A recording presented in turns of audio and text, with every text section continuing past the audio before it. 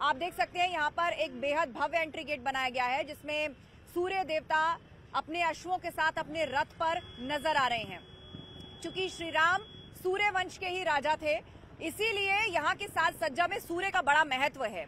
अयोध्या में जिस तरह से विकास किया गया है, जहां पर सौंदर्यीकरण का काम हुआ है और जहां जहां आध्यात्मिकता के चिन्ह लगाए गए हैं, वहां पर आइए मैं आपको लिए चलती हूं और दिखाती हूं कि सूर्य और अन्य प्राचीन चिन्हों और धार्मिक चिन्हों का क्या महत्व है। अयोध्या में कुल 25 जगहों पर इन सूर्य स्तंभों को लगाया गया है। सड़क के दोनों ओर ये अपने आप में खूबसूरती बिखेरते हैं। खास तौर पर जब शाम का वक्त होता है और सूरज ढलता है तो इस सूर्य स्तंभ के ऊपर जो आप सूर्य बना देख रहे हैं, ये पीले रंग का, ये चमकता है। ऐसे चमकता है जैसे एक साथ कई बल्ब रोशनी दे रहे हों।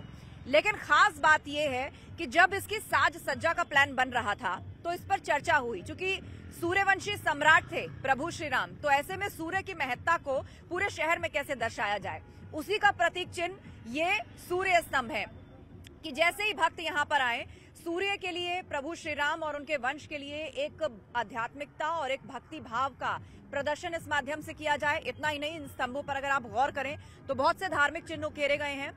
इन स्तंभों पर आप देखेंगे जय श्री राम लिखा हुआ है, उसके ऊपर गदा बना हुआ है जो कि हनुमान जी का शस्त्र है, शक्ति का प्रतीक है, दंड का प्रतीक है और साथ ही साथ रक्षा का प्रतीक है।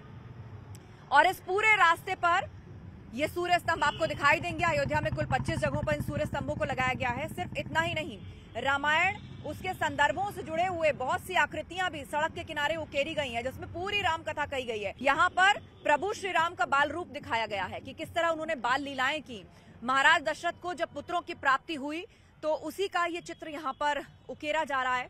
श्री राम है, नीचे घुटनों के बल चल रहे हैं और राजा दशरथ की गोदी में उनके बाकी दोनों पुत्र हैं, उनकी रानियां हैं तीनों। तो ये सब कुछ यहाँ दिखाया गया है। ये जो पूरा रास्ता है राम जन्मभूमि पथ के लिए जाता है और यहाँ पर राम कथा के चित्रों को उकेरने की जो बात हुई है, उसमें पहला चित्र आपको दिखाती हूँ कौन सा है। बहुत ही सुंदरता से बनाया गया है। यहाँ पे बहुत सारी दीवारें ऐसी बनाई गई हैं जिस पर राम कथा के बहुत से चित्र बनाए गए हैं। यहाँ पर राजा दशरथ हैं। अग्निदेव जब खीर का पात्र लेकर प्रकट हुए थे और महाराजा दशरथ को आशीर्वाद दिया था। दरअसल महाराजा दशरथ निसंतान थे और उन्होंने संतान प्राप्ति के लिए पुत्रेष्टि यज्ञ किया था। ये उसी पुत्रेष्टि यज्ञ को दिखाता है कि इस यज्ञ के पूर्ण होने के बाद अग्निदेव खीर का पात्र लेकर प्रकट हुए। उसके बाद वो राजा दशरथ को दिया गया और फिर इस खीर को महाराजा दशरथ ने अपनी तीनों ही रानियां, कौशल्या, केकई और सुमित्रा, तीनों को खिलाया था, जिसके बाद कहा जाता है कि उनको पुत्रों की प्राप्ति हुई। श्री राम, लक्ष्मण, भरत और शत्रुघ्न जी का जन्म हुआ। तो ये पहला चित्र है जो उस पुत्रेष्टि यज्ञ को दिखा रहा है। आप थोड़ा आगे जाएंगे, 30 मीटर आगे जाएंगे तो दूसरी दीवार है जहां पर पुत्र प्राप्ति के बाद बाल रूप में श्री राम नजर आते हैं। 30 मीटर आगे एक और ऐसी दीवार मिलेगी, आस्था का सम्मान, विरासत से प्रेरणा। प्रधानमंत्री मोदी के ऐसे बहुत से होर्डिंग्स जो है वो पूरी अयोध्या में लगाए गए हैं, क्योंकि अयोध्या के जो विकास का मॉडल है वो अध्यात्म के साथ विकास को लेकर के आस्था का सम्मान, विरासत से प्रेरणा और तय समय में विकास की गारंटी, ये सब कुछ लेकर के अयोध्या को विकसित किया जा रहा है। यहाँ पर तीसरा चित्र, जब विश्वामित्र जो कि गुरु थे प्रभु श्री राम के और उनके साथ श्री राम ने शास्त्रों और शस्त्रों का कौशल सीखा, गुरुकुल में वो रहे और उस दौरान राक्षस जो कि युद्ध भंग करते थे ऋषि मुनियों का, श्री राम ने किस तरह उनका वध किया था, राक्षस से मुक्ति दिलाई थी, उस सब का चित्रण किया गया है। यहाँ पर उनके शक्ति प्रदर्शन को दिखाया गया है। शास्त्रों के साथ शस्त्र में किस तरह की पारंगता श्री राम के अंदर थी, उस सब को दिखाया गया है। तो कुल मिलाकर जन्मभूमि पथ पर जब आएंगे, भजन कीर्तन आपके कानों में पड़ने शुरू हो जाएंगे। प्राण प्रतिष्ठा के चलते पूरे अयोध्या में हर्षोल्लास के साथ साथ पाठ भी हो रहा है, यज्ञ भी हो रहा है। जगह जगह पर श्री राम, जय जय राम का जाप भी किया जा रहा है। ऐसी एक जगह पे मेरी मौजूदगी है, मेरे ठीक पीछे आप देख रहे हैं। यहाँ पर 1008 हवन कुंडों में हवन किया जा रहा है। 14 जनवरी से इस हवन की शुरुआत हो गई थी और रोजाना यहाँ पर 108 हवन कुंड हैं। आप देख सकते हैं दूर दूर तक। ये जो अग्नि प्रज्वलित है ये सब कुछ यज्ञ की अग्नि है। 1000 लगातार यहाँ पर हवन हो रहे हैं 1108 हवन कुंडों में। इतना ही नहीं, यहाँ पर जाप भी हो रहा है, गायत्री मंत्र जपानुष्ठान भी चल रहा है, अन्नपूर्णा स्त्रोत पठानुष्ठान चल रहा है। हनुमत गायत्री पंचलक्ष जपानुष्ठान भी चल रहा है, दुर्गा सप्तशती पाठ भी किया जा रहा है, तमाम देवी देवताओं से जुड़े हुए स्त्रोतों का पाठ हो रहा है, जाप किया जा रहा है और ये अखंड हवन जो चल रहा है ये प्राण प्रतिष्ठा तक यूं ही चलेगा। 500 साल बाद अब राम मंदिर बनने जा रहा है, क्या भावनाएं हैं? भावना है कि यह 500 साल तक जो हम राम जी के बिना राम जी के लिए भक्ति भाव से जो युद्ध किए, जितना संग्राम हुआ, जितना वीर सपूतों ने बलिदान दिया, आज वह मूर्तिमंत अयोध्या कण कण में राम राम हो रहा है। आप अयोध्या की जिस गली में जाएंगे वहाँ पर राम ही राम दिख रहे हैं। जैसे राम का जन्म हुआ था, जैसे तुलसीदास जी ने रामचरितमानस में व्याख्यान किया है कि राम जन्म के जैसे उत्सव हो रहा था, तो वैसा ही उत्सव चल रहा है, राम जन्म की तरह उत्सव चल रहा है, क्योंकि राम लला अपने नए भवन में आ रहे हैं। और ऐसा लग रहा है दिवाली से भी ज्यादा महोत्सव बड़ा लग रहा है। पूरा हमारा सनातन धर्म पूरा 140 करोड़ लोग हैं, सब लोग खुश है, पूरा इंडिया में, विश्व में सब लोग खुश है। 12 साल के महंत सूरत दास जी हमारे साथ हैं, न्यूज 18 पर है। बहुत बहुत स्वागत है आपका महंत सूरत दास जी न्यूज 18 पर। जय श्री राम जय हनुमान जी।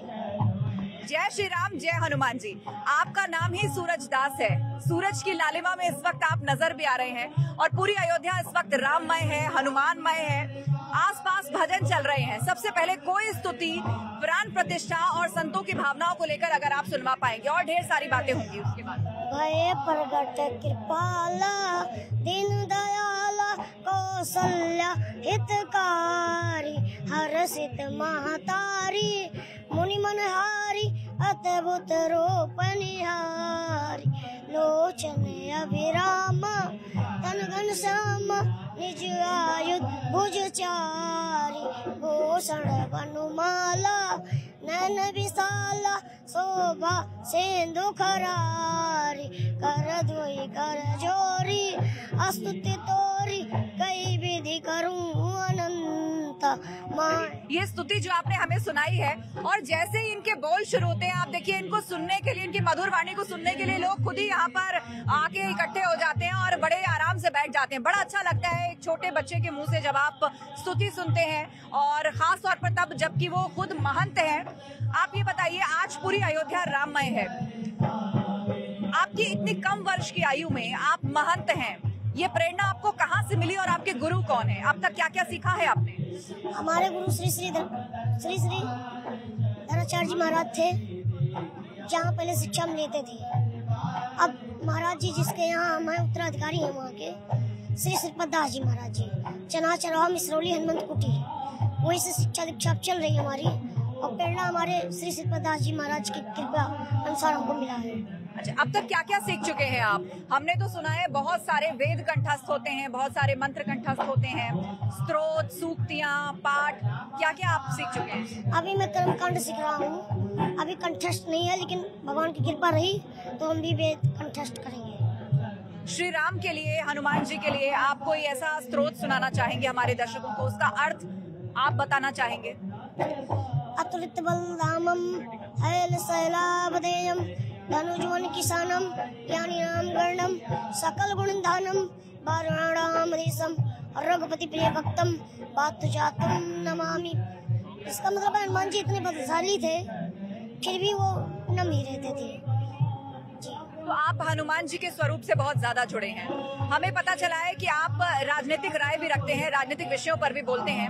अयोध्या जो ना सिर्फ श्री राम की जन्मस्थली है, बल्कि इसके साथ हो रही राजनीति से भी क्या आप परिचित हैं? सत्ता पक्ष क्या कह रहा है, विपक्ष क्या कह रहा है प्राण प्रतिष्ठा को लेकर? कुछ लोग कह रहे हैं ये शास्त्र संगत नहीं है, इस पर क्या राय है आप? नहीं, ये जो सोच रहे हैं अयोध्या प्राण प्रतिष्ठा के लिए टिप्पणी कर रहे हैं, ये गलत बात है। हनुमान जी की कृपा से यहाँ राम मंदिर अगर बन रहा है तो उनमें सहयोग करना चाहिए, टिप्पणी नहीं करना चाहिए। आइए आप दर्शन कीजिए, आपका उद्धार होगा।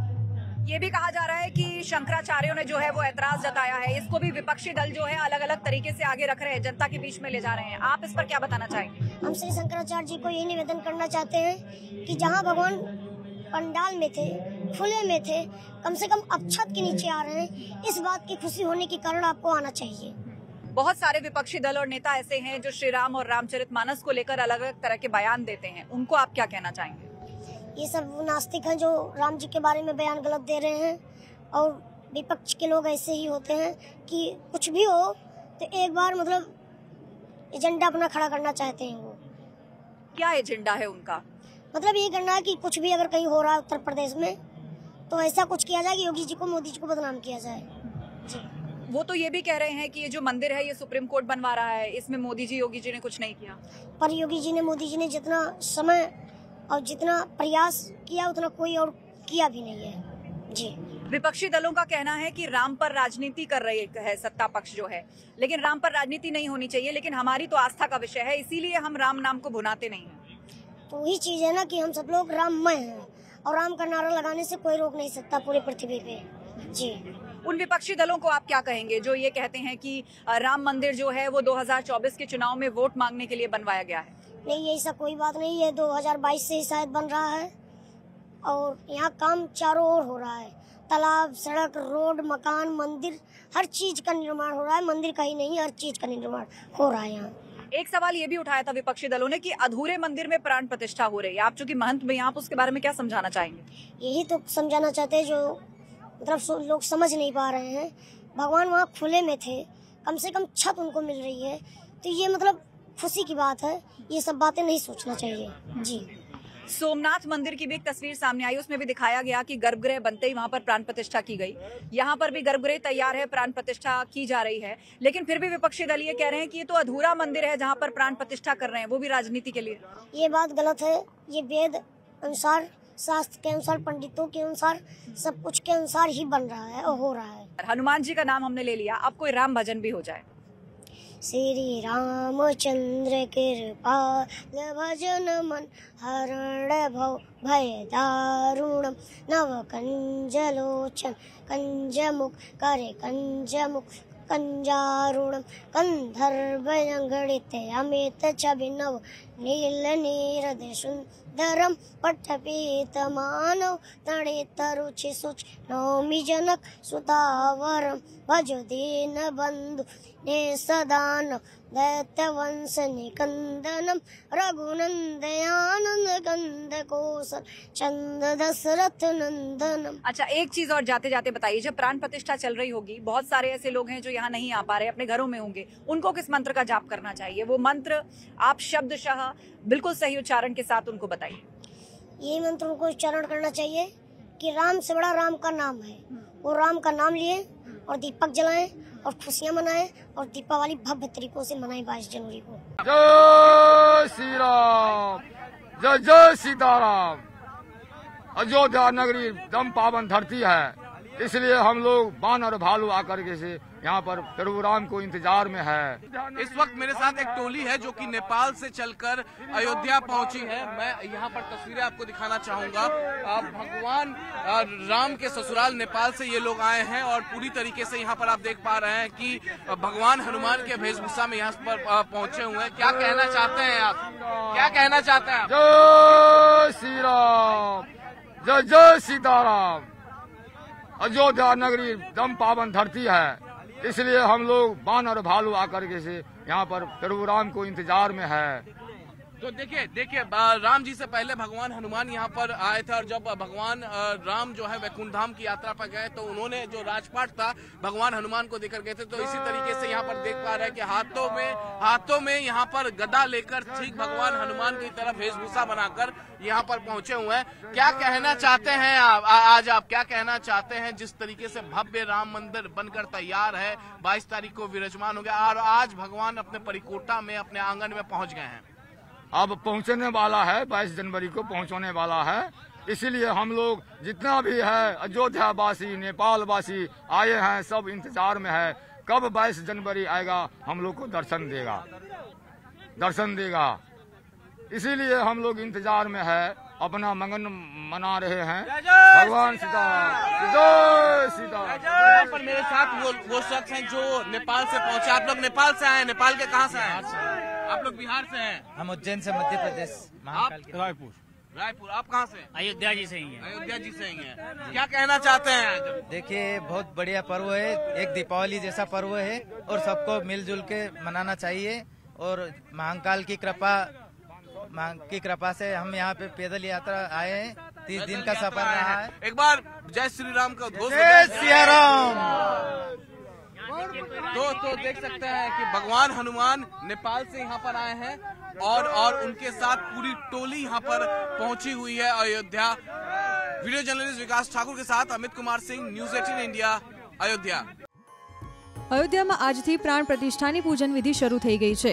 ત્યારે વડોદરાથી અયોધ્યા પહોંચેલી 108 ફૂટની અગરબત્તી સળગાવાઈ। વડોદરાના વિહાભાઈ ભરવાડ દ્વારા આ અગરબત્તી બનાવવામાં આવી છે। દાવો કરાઈ રહ્યો છે કે આ અગરબત્તી સતત 45 દિવસ સુધી સળગતી રહે છે।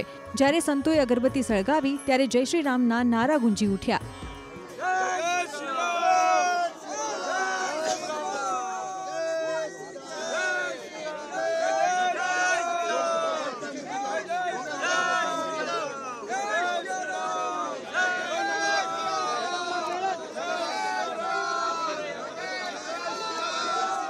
धूपस्थली कहो या 108 कुंडी यज्ञ कहो बराबर है, क्योंकि इसके अंदर जितनी भी हवन के अंदर सामग्री यूज किया जाती है वो सारी सामग्री यूज किया है। 370 किलो इसमें गूगल धूप यूज किया है, 376 किलो खोपरा का पाउडर यूज किया है, 280 किलो जौ का प्रयोग किया है, 280 किलो तिल प्रयोग किया है, 425 किलो हवन सामग्री इसमें यूज किया है, 191 किलो गिर गाय का घी यूज किया है और 1475 किलो जो गिर गाय का गोबर है उसका पाउडर यूज किया है।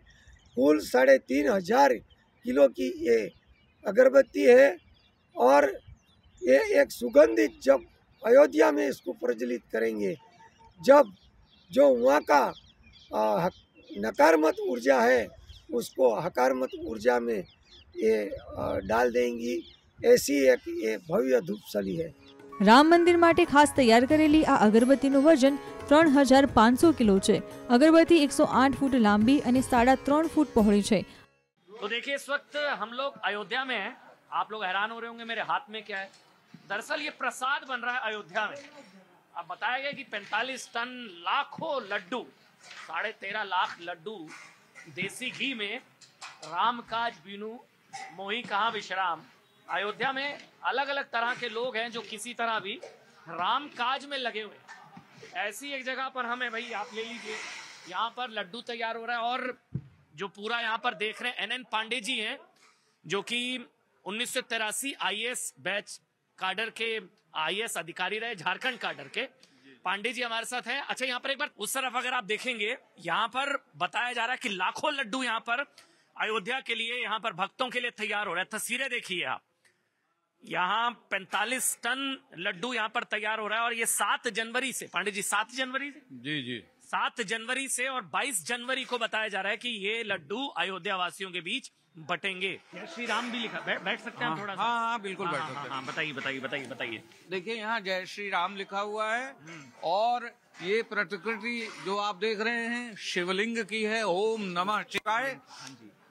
और आपको ये बताएं कि 1111 मन, 1111 मन, एक मन में 40 किलो और 1 किलो में 30 लड्डू, तो इस तरह से लगभग 13.5 लाख लड्डू।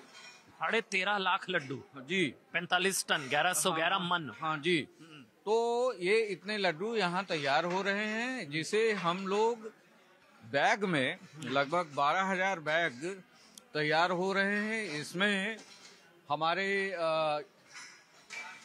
योगी सम्राट देवराहा बाबा जी, ब्रह्मवेता देवराहा हंस बाबा जी की तस्वीर है और किस तरह से उनकी परावाणी इस काम को आगे बढ़ा रही है। तो परावाणी एक पुस्तक के रूप में उसको हम लोग उस बैग में रख रहे हैं। इसके अलावा टिफिन, और वो टिफिन में 11 लड्डू, टिफिन जो वहाँ पड़े हुए हैं, प्रदीप अगर हम दिखा दें वो जो टिफिन, और अभी आप देखिए उस ये झोला है, ये बैग है जिसमें पैक किया जाएगा। इसमें ये किताब है। वैसे देवरा बाबा ने तो पहले 1989 में ही भविष्यवाणी कर दी, तो देवरा हंस बाबा ने 92 में ही कह दिया था मंदिर वहीं बनेगा। जी एकदम वही जो संकल्प है।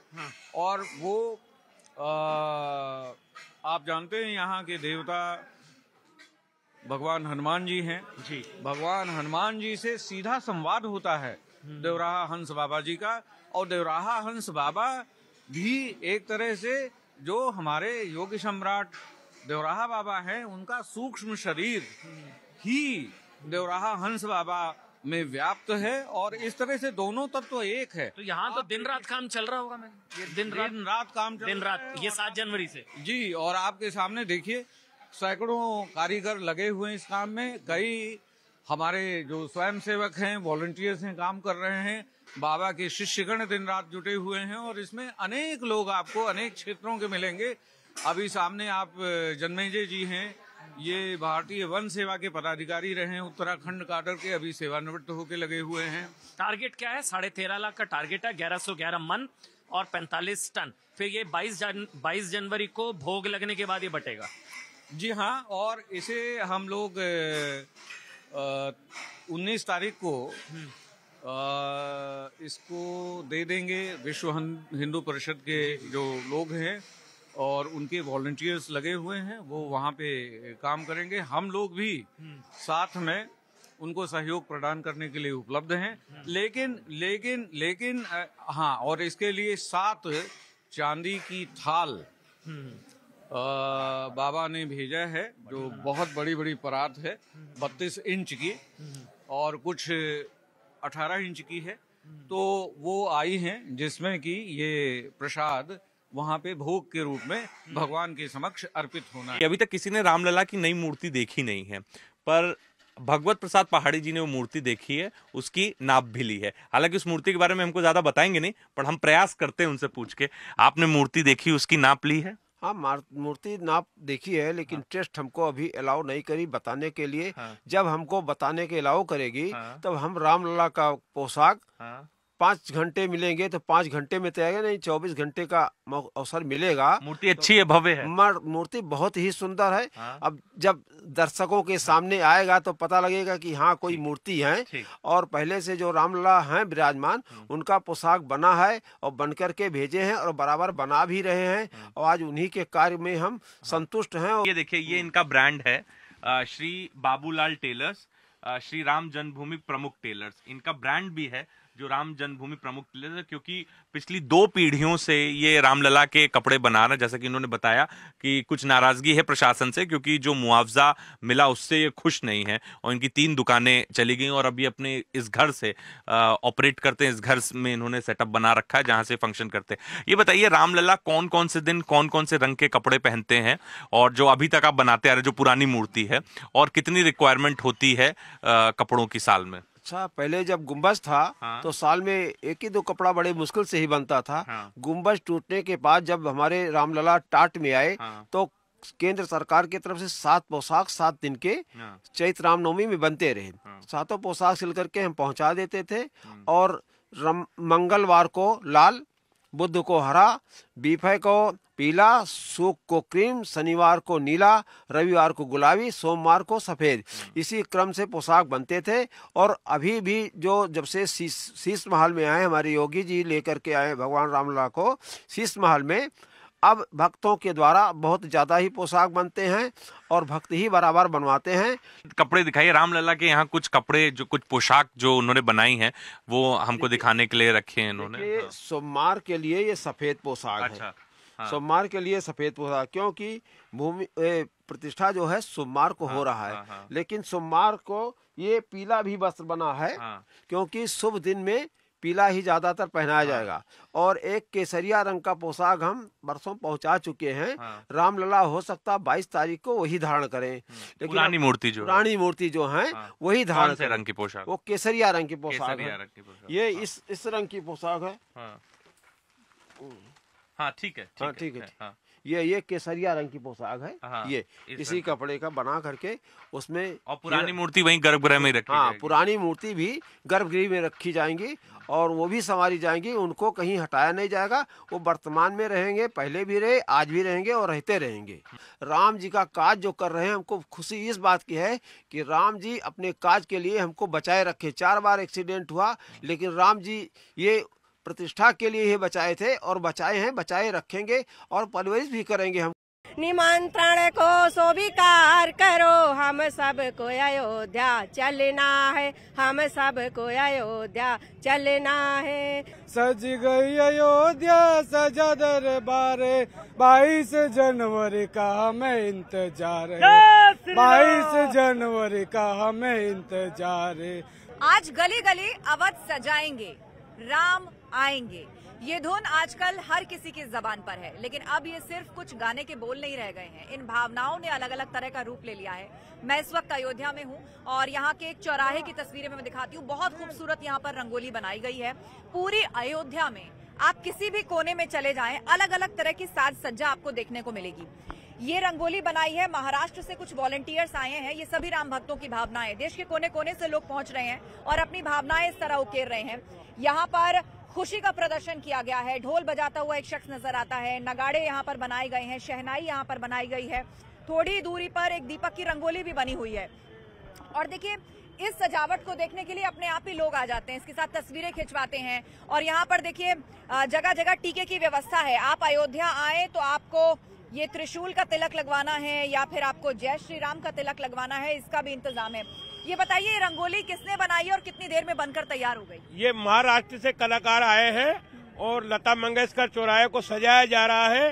इधर नगाड़ा बजाया गया है, ढोलक हाथ में दी गई है और उस साइड में जो है दीपक की रंगोली बनाई गई है और बहुत ही सुंदर और बहुत ही कम क्षणों में रंगोली बनकर तैयार हो रही है। कितनी देर में बन गई रंगोली? ये 15 से 20 मिनट में रंगोली बना देते हैं। 2 कलाकार लगते हैं और मात्र सूखी रंगोली से रंग बिरंगा बनाकर।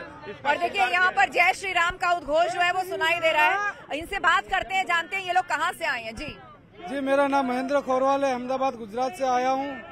यहाँ अयोध्या में आके ऐसा लग रहा है स्वर्ग में आ गए। आज मैं थोड़ा 2 लाइन प्रस्तुत कर दूं। सज गई अयोध्या सजा दरबार है, सज गई अयोध्या सजा दरबार है, 22 जनवरी का हमें इंतजार है, 22 जनवरी का हमें इंतजार है। सारे देशों में जो डंका बजाया है, सारे देशों में जो डंका बजाया है, प्रभु श्री राम ने अयोध्या हमें बुलाया है, प्रभु श्री राम जी ने अयोध्या अयोध्या बुला लिया है। क्या कहना चाहेंगे एक साथ मिलकर? एक ही नारा श्री राम, एक ही नारा, एक ही नाम, जय श्री राम, जय श्री राम। बोलो सियावर रामचंद्र भगवान की जय। ये राम भक्तों की भावनाएं हैं। देश के अलग अलग कोने से लोग पहुंचे हैं। आइए, कुछ महिलाएं भी हैं, आइए उनसे बात करते हैं। आप थोड़ा सा इधर आ जाइए, आप लोग आइए। कुछ महिलाएं हैं, इनसे जानते हैं ये देश के किस हिस्से से आई हैं और इनकी श्री राम को लेकर भावनाएं क्या हैं। श्री राम को लेकर मुझे बहुत बड़ी भावनाएं हैं, जिसके लिए मेरी 15 पीढ़ियां चली गई हैं। वो दिन आज हमको आया हुआ है। बहुत अच्छा मौका मिला हुआ है हमको, हम लोगों को तन से, मन से, धन से इसकी सेवा करना और यहाँ पर भाव भजन करना चाहिए, जिसके लिए हमारी 15 पीढ़ियां निकल गई हैं। और हमारे कितने माँ बेटियां इसके लिए अपने बेटे को, अपने भाई को बलिदान दिया है। और बहुत अच्छा मौका हम लोगों को मिला हुआ है कि रघुनाथ जी की अवधपुरी में प्राण प्रतिष्ठा होना है, प्राण प्रतिष्ठा होना है। निमंत्रण को स्वीकार करो, हम सबको अयोध्या चलना है, हम सबको अयोध्या चलना है। जय श्री राम, जय श्री राम। आज अयोध्या में निकाली जा रही है कलश यात्रा और मैं इस वक्त आप देख पा रहे हैं तस्वीर यहाँ पर कलश यात्रा की। महिलाएं काफी ज्यादा तादाद में कलश यात्रा लेकर निकली हैं। सरयू से आ रही हैं आप लोग? जी, हम लोग वहाँ पर आरती घाट से आ रहे हैं। आरती घाट से अब सीधे यज्ञ में जाएंगी? जी हाँ, वहाँ जा रहे हैं और इसमें हम लोग ने सयूर का पवित्र जल ले रखा है, वहाँ जलाभिषेक के लिए इसको लिया जा रहा है। और क्या मांगेंगी भगवान से? भगवान अपने आज आंगन में विराजमान हो रहे हैं, क्या मांगेंगी? हम तो यही मांगेंगे कि हमारी अयोध्या के सारे लोग सुख रहे, सुखी से रहें, खुश रहें, उनको खूब अच्छा व्यवसाय मिले, सब बहुत अच्छे से रहें और पूरी दुनिया में शांति का प्रचार हो। पूरी दुनिया में शांति का प्रचार हो। आप क्या मांगेंगे भगवान से? क्योंकि भगवान आज अपने आंगन में अब वो विराजमान हो रहे हैं। वैसे तो भगवान ने हम लोग को यहाँ पे अपना मंदिर बना के सब कुछ दे दिया है। दिव्य, भव्य और नव्य अयोध्या का निर्माण हुआ है। जो मेरी आशा थी जब मैं कार्य सेवक बन के आई थी अपने नाना जी के साथ, तो मुझे लगता है वो मेरा सपना 45 इयर्स एगो कंप्लीट होने जा रहा है। तो ये बहुत गर्व की बात है कि हम लोग कलश यात्रा लेकर के अभी राम मंदिर तक जाएंगे। और बहुत दिन से ये सपना था कि मैं राम मंदिर देखूं, यहाँ की हो करके भी नहीं देख पा रही थी, तो बन गया है। तो गाज खुल जाएंगे, राम आएंगे, मेरी झोपड़ी के भाग आज खुल जाएंगे, राम आएंगे, राम आएंगे, आएंगे, राम आएंगे, राम आएंगे, आएंगे, राम आएंगे, मेरे जनपड़ी के भाग आज खुल जाएंगे, राम आएंगे, मेरी झोपड़ी के भाग आज खुल जाएंगे, राम आएंगे। Thank you. तो जैसे यहाँ पर आप देख पा रहे हैं तस्वीरों में हर तरफ लगातार यहाँ पर कलश यात्रा आगे बढ़ता हुआ, मेरी झोपड़ी के भाग आज खुल जाएंगे, राम आएंगे, आएंगे, आएंगे, राम आएंगे, राम आएंगे। हर कोई गुनगुना रहा है राम आएंगे। क्या जय श्री राम, जय श्री राम, जय सिया राम, हर तरफ जय श्री राम, जय श्री राम। बहुत ही उल्लास और खुशी हो रही है हम लोग को यहाँ से जाते हुए। श्री राम 4 का दिन एक दिन हो जाए हम लोगों के लिए। तो आप कलश यात्रा इस वक्त राम पथ की तरफ आगे बढ़ते हुए, और आप देख पा रहे हैं यहाँ तस्वीरों में कलश यात्रा राम पथ की तरफ आगे बढ़ते हुए हम तस्वीरें लगातार आपको दिखा रहे हैं, और ये सीधे राम मंदिर की तरफ जा रही हैं। क्या कहेंगी मैडम आप? जी बहुत उत्साहित है, बहुत खुशी है। आज हम लोगों को जल कलश लेकर के जाने का भगवान के दरबार तक मौका मिल रहा है। इससे ज्यादा खुशी की बात और क्या हो सकती है हम लोगों के लिए? इससे ज्यादा खुशी की बात और क्या हो सकती है? जितनी भी महिलाओं से हम बातचीत कर रहे हैं उनका साफ साफ ये कहना है, सीधे ये राम मंदिर की तरफ जा रही है ये कलश यात्रा। वीडियो जर्नलिस्ट विकास ठाकुर के साथ अमित कुमार सिंह, न्यूज 18 इंडिया, अयोध्या।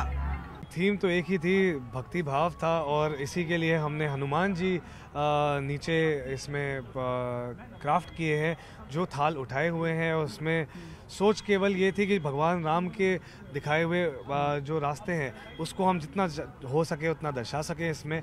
और जो हनुमान जी का डिस्क्रिप्शन है भगवान राम को लेकर नीचे जो दिए गए हैं हनुमान जी, थाल पे आप देखेंगे तो 15 श्लोक सुंदरकांड के 35वें सर्गा से हमने डिराइव किए हैं और वो एनग्रेव करे हैं। तो भगवान राम के क्वालिटीज़ के बारे में, उनके जो चेहरे पे तेज था, उनका जो कैरेक्टर था, उसके बारे में हमने इसमें दर्शाया है। तो ये जो आप श्लोक बता रहे हैं वो कहाँ लिखे हुए हैं इसमें? जी, आप अगर देखें तो ये चारों तरफ मैं आपको इधर दिखाऊं तो ये चारों तरफ जो लिखे हैं ये 15 श्लोक हैं, जिसमें सीता मैया से जब अशोक वाटिका में हनुमान जी मिले थे तो उन्होंने उनके सामने गए और उनको बताया कि श्री राम ने मेरे को आपके लिए भेजा है, और 15 श्लोकों में उनका डिस्क्रिप्शन दिया था। आप बाकी देखें तो बीच में सूर्यदेव हैं, यहाँ पे ये राम जी का तेज बढ़ भी रहा है मकर राशि में आने की। हाँ जी, एग्जैक्टली आज वो भी हो रहे हैं। और अगर आप देखें तो ये उनका समाज के लिए, उनके जो समाज के लिए राम जी जो हेल्प के लिए तैयार थे, जैसा हम जानते हैं ये सीता मैया के साथ हैं। 10 तुलसी के पत्ते आप यहाँ देखेंगे जो विष्णु जी के 10 अवतारों को दर्शाते हैं। यह एक स्टोरी है जो प्रेम से गिलहरी के पीठ पे 3 उंगलियां श्री राम ने फेरी थी, जो आज भी लाइंस वहाँ पे है। इसकी एक और थ्योरी है, जब स्टोरी जो हमने सुनी है कि जब राम सेतु बन रहा था तो एक छोटी गिलहरी भी एक छोटा सा पत्थर लेकर के आई कि अपना योगदान करने के लिए। इसके ज़रिए हम ये दर्शाना चाहते हैं कि भगवान के धर्म के काम के अंदर कोई काम, कोई व्यक्ति छोटा बड़ा नहीं होता, सबका योगदान ही। आप भी गिलहरी जैसा योगदान मैं तो एकदम ही गिलहरी हूँ। आज मैं गिलहरी की तरह ही महसूस कर रहा हूँ इस मंदिर के लिए। जैसे ही मेरे को ट्रस्ट ने बोला कि पहला भोग इसमें लगेगा 22 तारीख को प्राण प्रतिष्ठा के बाद, सबसे खुश गिलहरी तो आज की तारीख में मैं ही हूँ। कमल जो लेकर आए हैं आप, कलश लेकर आए हैं, इनका क्या? तो ये वो बोल्स हैं जो हमने बनाए हैं, जो जिसमें भगवान रामलला जी को भोग लगेगा। हर बोल के 21 पंखुड़ियाँ हैं। 21 का महत्व आप अपने धर्म में, हिंदुज़म में जानते ही हैं। और इसको अगर आप 4 बोल्स को देखें तो कुल मिलाकर के 84 कमल की पंखुड़ियाँ होती है, जो दर्शाते हैं कि आप धर्म के मार्ग पे, भगवान राम की छत्रछाया में धर्म के मार्ग पे चलेंगे तो मनुष्य ही नहीं 84 लाख योनियाँ सभी का उत्थान होगा, सभी का जीवन सफल होगा। और ये कलश भी आपने बड़े विशेष तरीके से इसको बनाया है शायद। जी, ये जो कलश है, ये कलश में आप देखेंगे 4 नीचे घोड़े हैं, अश्व हैं, जो दर्शाते हैं भगवान राम के रथ के 4 घोड़ों को, जिनका आप आज जो मैसेज हमें समझ में आता है वो कर्म, धर्म, अर्थ और मोक्ष को परम रखने की जो हमें भगवान श्री राम से सीखने को मिलता है, वो हमने इसमें दर्शाया है। ऊपर इसके 9 चिन्ह आपको भगवान राम से जुड़े हुए मिलेंगे, जिसमें राम तिलक है, ओम है, शंख है, कलश है, सूर्य भगवान है, पंखी, ये कोदंड धनुष, स्वास्तिक और ध्वज, यह आपको देखने में यहाँ पे मिलेगा। तो क्या तीर्थ जो ट्रस्ट है उन्होंने आपको इसको स्वीकार कर लिया है? हाँ जी, अभी हम जब उनसे मिले थे, उनके सामने हमने भेंट किया कि चांदी की थाल का, तो उन्होंने हमें कहा है कि पहला भोग इसी में प्राण प्रतिष्ठा के बाद लगेगा। अभी एक बार वापस लक्ष्य हैं जो दावा कर रहे हैं कि ट्रस्ट की तरफ से ये स्वीकार कर लिया गया है और ये पहला भोग जो भी प्रभु भगवान राम लला को लगेगा वो इसी विशेष भोग थाल से लगेगा। कैमरा पर्सन राकेश नेगी के साथ यतेन शर्मा, अयोध्या, न्यूज़ 18 इंडिया। राम का विवरण हम शब्दों में क्या करें? रामायण में लिखा है रामो विग्रह हवानः धर्मा, यानी राम धर्म के स्वरूप हैं। और यही भावनाएं जो हैं अयोध्या के कोने कोने, कण कण में नजर आ रही है। आपने अगर अपने जीवन में धर्म को स्थापित कर लिया तो आपने अपने जीवन में सब कुछ स्मरण कर लिया, यानी राम को स्मरण कर लिया। अब देखिए, आस्था के सैलाब तो देश भर में बह रहा है, क्योंकि अभी सिर्फ अयोध्या ही राम में नहीं है, देश भर में आपको ऐसी रामधुन सुनाई दे रही है। लेकिन सबसे पहले मैं आपको इस गाड़ी की तस्वीरें दिखाती हूँ। ये कोई ऐसी वैसी गाड़ी नहीं है, जैगुआर ये गाड़ी है और एक राम भक्त गुजरात से आए हैं। सबसे पहले आप गाड़ी देख लीजिए, पूरी गाड़ी जो है सिर्फ राम के जाप से आप कह सकते हैं जपी हुई है। देखिए, प्रभु श्री राम, जय राम, इसके अलावा आप श्लोक रामायण के देख पा रहे हैं। एक बार मैं 360 एंगल से आपको पूरी गाड़ी दिखा देती हूँ। ये देखिए, गुजरात से ये गाड़ी आई है और आप देखिए कि कितनी खूबसूरती से जय श्री राम हर कोने कोने में गाड़ी के लिखा हुआ है। अभी देखिए, हर कोई चाहता है, क्योंकि देखिए जो बन पा रहा है, कोई संकल्प ले रहा है, कोई पैदल आ रहा है, कोई मिठाई लेकर आ रहा है, कोई मिठाई बांट रहा है। तो ऐसे राम भक्त आपको कहाँ मिलेंगे? आपको देश दुनिया में इसी तरीके के राम भक्त मिलेंगे। अब ये राम भक्त हमारे साथ गुजरात से आए क्या? अच्छा, पहले तो आप विवरण कीजिए, ये गाड़ी में इस तरीके से आपने क्यों लिखवाया? मैं भारत गौरव पर यात्रा करता हूँ, ये मेरी 5वीं यात्रा है जी। मैंने G20 पर 75 आजादी अमृत महोत्सव पर और सब अलग अलग। क्या भारत यात्रा के जरिए, पहले आप गाड़ी के बारे में बताइए, क्यों आपने ये प्रभु श्री राम के श्लोक, पूरी गाड़ी आपने सजा दी प्रभु श्री राम के नाम की? भगवान राम बहुत साल के बाद आ रहे हैं और प्राण प्रतिष्ठा होने जा रही है 22 जनवरी को। उनकी खुशी में? उनकी खुशी में मेरी कार को मैंने सजाई है। मैं 16 तारीख से सूरत से अयोध्या निकला था, तो आज 16 तारीख से और बीच में अनेक गामड़ा, छोटे छोटे गाँव, शहर। अच्छा, क्या भाव है 22 जनवरी को लेकर? बस 22 जनवरी से भाव मेरा बहुत खुशी है और पूरा विश्व में खुशी मना रहे, और मैं भी मेरी कार को आज फर्स्ट टाइम अयोध्या में खुशी मना रहा हूँ। अच्छा, ये कैसे सोचा आपने कि मुझे अपनी कार को इस तरीके से राममयी करना है? देखिए, रामायण के श्लोक लिखे गए हैं पूरी गाड़ी में, और ये देखिए आप गुजरात से स्पेशली आए हैं। अच्छा, क्या संदेश आप गुजरात से लेकर आए हैं यहाँ के राम भक्तों के लिए? और बस राम भक्तों के लिए ये संदेशा देना चाहता हूँ कि पूरा विश्व में और पूरा देश में खुशी मनाइए अच्छी तरह से, हर घर राम, और सब लोग दीवा प्रगटाइए, हर घर राम। अच्छा, आप ये बताइए 22 जनवरी को आप यहीं हैं? 22 जनवरी शाम को मैं निकलूंगा सूरत जाने के लिए। 22 जनवरी तक इधर अयोध्या में रहूंगा। इधर अयोध्या में रहूंगा। अच्छा, एक बात फिर से यही रखिए, जय श्री राम का झंडा लिए गुजरात से ये पहुंचे हुए हैं और आप गाड़ी भी देख पा रहे हैं। तो देखिए, ये भावनाएं, ये मन में लोगों के है कि हम सिर्फ और सिर्फ प्रभु श्री राम को कुछ देना चाहते हैं, क्योंकि प्रभु श्री राम अपने घर लौट आए हैं। कैमरा पर्सन नकुल शर्मा के साथ मोनिका ठाकुर, न्यूज़ 18 इंडिया, अयोध्या। हमारे महात्मा जटायु है और जटायु का पूजन वे स्वयं करने वाले हैं। हमारे साथ हैं गोविंद देव महाराज जी। महाराज जी, प्राण प्रतिष्ठा कार्यक्रम में प्रधानमंत्री नरेंद्र मोदी रहेंगे, सरसंघ चालक मोहन भागवत भी रहेंगे। क्या इन दोनों को अलग से कुछ पूजा पद्धति बताई गई है, कुछ अलग से मंत्र बताए गए हैं कि आपको इस तरह से उपासना करनी है, व्रत करने हैं? माननीय प्रधानमंत्री जी ने स्वयं चला करके हम लोगों से पूछा कि इस कार्य के लिए मुझे स्वयं कुछ करना होगा तो आपको निसंकोच बतलाना चाहिए, और ये भी उन्होंने बताया कि कठिन से कठिन भी कुछ होगा तो उसका भी पालन मैं करूँगा, लेकिन मुझे बता दिया जाए। तो हमने उनको 11 दिन से क्या करना है ये बताया, 7 दिन से क्या करना है ये बताया, 3 दिन से क्या करना है ये बताया, और अंतिम दिन क्या करना है ये बताया।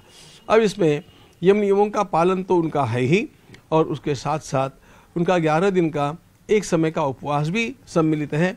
उनको विशिष्ट मंत्र भी कहे हैं, उन मंत्रों का जप भी उनको करना है, और जैसे जैसे कार्य आगे बढ़ेगा वैसे उनको पलंग पर शयन करना भी निषिद्ध हो जाएगा।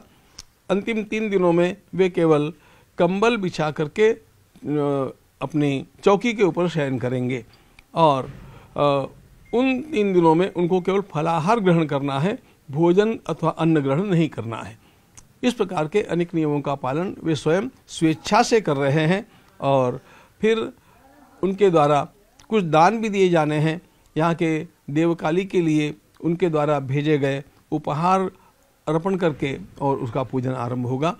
इस प्रकार उनको भी इस सब बातों की गंभीरता का पता है, और वे स्वयं स्वेच्छा से इन अनुष्ठानों का पालन कर रहे हैं। एक अंतिम सवाल महाराज जी, क्या उस दिन प्रधानमंत्री जब प्राण प्रतिष्ठा कार्यक्रम के लिए आएंगे तो क्या वो उन मजदूरों से भी मुलाकात करने की योजना है जिन्होंने इस मंदिर निर्माण में काफ़ी बड़ी भूमिका निभाई, और इसके अलावा जिन लोगों ने बलिदान दिया, चाहे वो देवराव बाबा हों, अशोक सिंघल जी हों, देवरस जी हों, क्या उन सबको श्रद्धांजलि देने का भी कार्यक्रम है?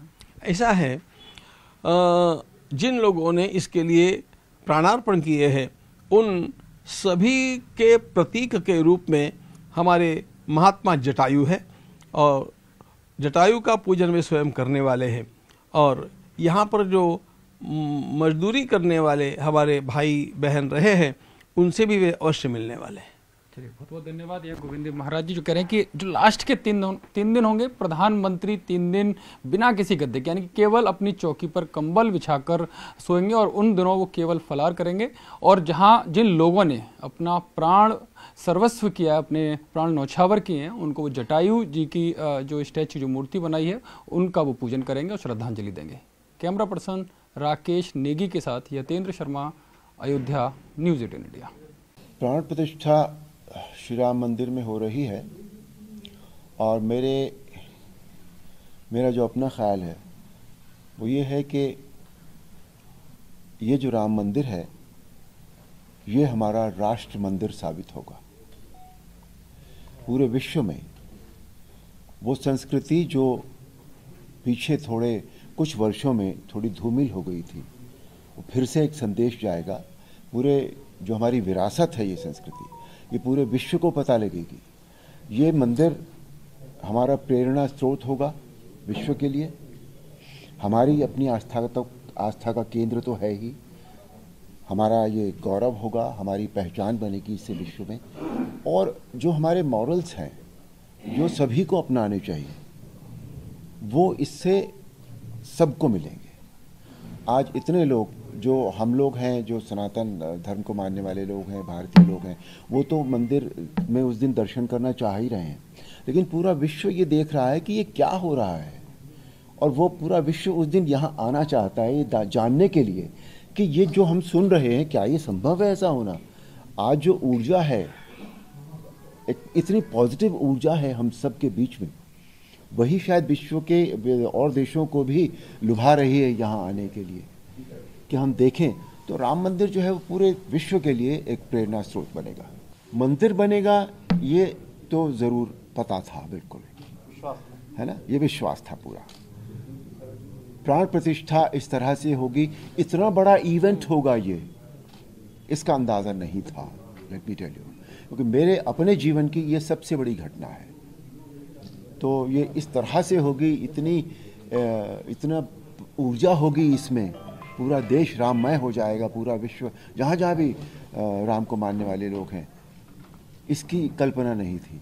इसलिए ये जो अनुभूति है ये बहुत सुखद अनुभूति है, बिल्कुल, कि हम एक ऐसे पल के साक्षी बनेंगे जिसके विषय में हमने सोचा नहीं था कि उसका मैग्नीट्यूड इतना होगा, इतना बड़ा। नहीं, बिल्कुल नहीं सोचा था इस तरह का। पर ये सौभाग्यशाली मैं अपने आपको समझता हूँ कि इस तरह का मुझे इस प्राण प्रतिष्ठा में आने का मौका मिल रहा है, और बहुत कुछ जो मैं नहीं जानता था उसको जानने का भी मुझे अवसर मिल रहा है।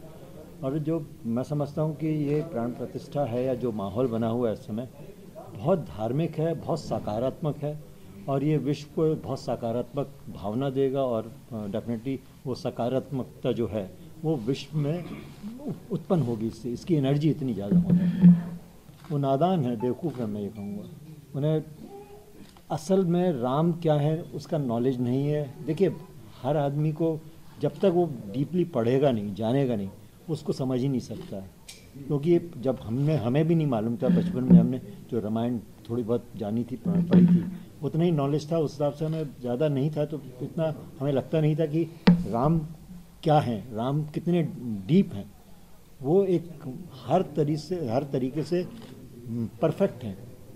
मर्यादा पुरुषोत्तम जब उनको एक उपाधि दी गई है, क्या कहा जाता है उनको, तो इसका मतलब है कि हर तरीके की मर्यादाओं का वो को निभाते हैं। और रामायण हमें ये सिखाती भी है कि हमें मर्यादा में कैसे रहना चाहिए, और ये शिक्षा उन्हें नहीं मालूम है, ये उसका नॉलेज नहीं है, इसलिए वो उस तरह की बेवकूफ़ी कर रहे हैं। जो अभी रामायण, जिस रामायण की आप बात करें, जो रामायण हमने की थी वो बहुत पसंद की गई, उसमें कोई कमी थी? नहीं। तो फिर आप क्यों चाहते? उस तरह की से मतलब नहीं है। ये एक चीज़ यहाँ रखी हुई है तो अपने आप में पूरी है ना। कोई ज़रूरी नहीं है कि दूसरी चीज़ तब लाई जाती है जब या तो उससे अच्छी बने या उससे कम बने। उसके बराबर की चीज़ तो दूसरी चीज़ का कोई अर्थ ही नहीं है, बिल्कुल भी, है ना। और बाकी तो भविष्य की बात पता नहीं भाई, राम जी क्या चाहेंगे, क्या उन्होंने सोचा होगा, क्या डेस्टिन्ड है, वो नहीं पता मुझे। पर जब एक रामायण है तो अभी तो दूसरी की आवश्यकता नहीं लगती मुझे कोई भी। थोड़ी देर पहले भी कहा था कि हम अपनी संस्कृति से थोड़ा थोड़ा दूर होने लगे थे, लेकिन अब वो माहौल फिर से बना है। तो अब वो ये जो माहौल बना है, ये यहाँ it's come here to stay, ये रहेगा, ऐसे ही रहेगा। क्योंकि आज हमेशा ये होता है कि जो आगे जो झंडा लेकर चलते हैं, जो मशाल लेकर चलते हैं, वो यंग लोग होते हैं। और आज का जो यूथ है वो इस समय इतना उसका जो वो इतना रामायण के साथ जुड़ गया है।